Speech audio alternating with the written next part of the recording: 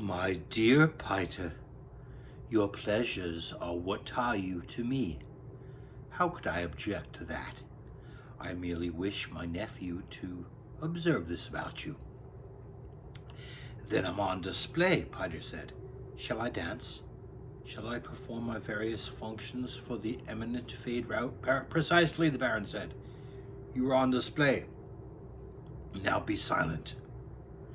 He glanced at Fade Rotha, noting his nephew's lips, the full and pouting look of them, the Harkonnen genetic marker now twisted slightly in amusement. This is a mentat, Fade. It has been trained and conditioned to perform certain duties. The fact that it's encased in a human body, however, must not be overlooked. A serious drawback, that. I sometimes think the ancients with their thinking machines had the right idea. They were toys compared to me, Peter snarled. You yourself, Baron, could outperform those machines. Perhaps, the Baron said. Ah, well. He took a deep breath, belched. Now, Peter, outline for my nephew the salient features of our campaign against the House of Atreides. Function as a mentat for us, if you please. Baron, I've warned you not to trust one so young with this information. My observations of I'll be the judge of this, the Baron said. I give you an order, mentat. Perform one of your various functions.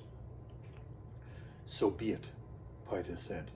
He straightened, assuming an odd attitude of dignity, as though it were another mask, but this time clothing his entire body.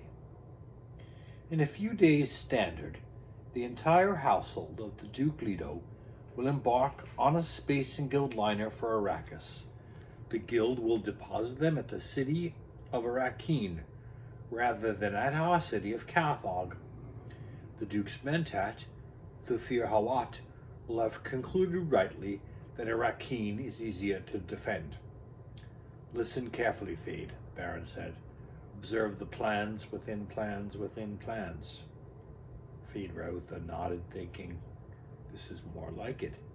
The old monster is letting me in on a secret thing at last. He must really mean for me to be his heir.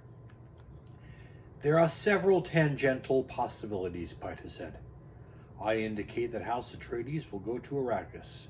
We must not, however, ignore the possibility the Duke has contracted with the Guild to remove him to a place of safety outside the system. Others in like circumstances have become renegade houses, taking family atomics and shields and fleeing beyond the Imperium. The Duke's too proud a man for that, the Baron said. It is a possibility, Peter said. The ultimate effect for us would be the same, however. No, it would be not, the Baron growled. I must have him dead and his line ended. That's the highest probability, Peter said. There are certain preparations that indicate when a house is going renegade. The Duke appears to be doing none of those things. So, the Baron sighed, get on with it, Peter. At Arrakeen, the Duke and his family will occupy the residency, lately the home of Count and Lady Fenring. The ambassador to the smugglers, the Baron chuckled. Ambassador to what? Fade Rotha asked. Your uncle makes a joke, Peter said. He calls Count Fenring ambassador to the smugglers, indicating the Emperor's interest in smuggling operations on Arrakis. Fade Rotha turned a puzzled stare on his uncle. Why? Don't be dense, Fade. As long as the Guild remains effectively outside Imperial control, how could it otherwise? How could it otherwise be? How else could spies and assassins move about?